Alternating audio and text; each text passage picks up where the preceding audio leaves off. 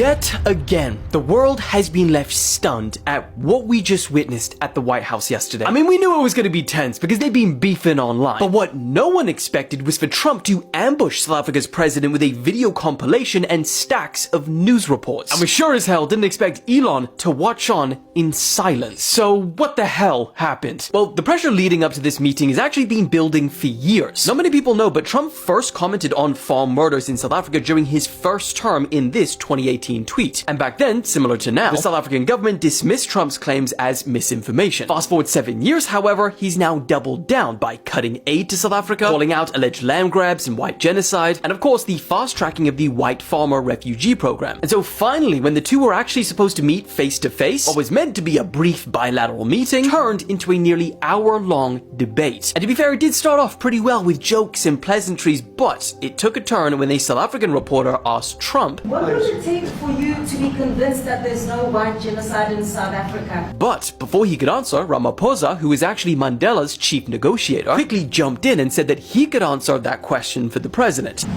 Well, I can answer that for the president. He said that for Trump to be convinced there wasn't a white genocide, it would take him listening to the voices of South Africans. Now, Trump's response to that, no one expected. Turn the lights down. He asked for the lights to be dimmed in the room and for everyone to watch what he had prepared on the screen. What followed was a compilation of videos, but most notably one of Julius Malema, who is a political leader in South Africa, singing a struggle song with a huge crowd chanting "Kill the Boer, kill the white farmer." Shoot to kill!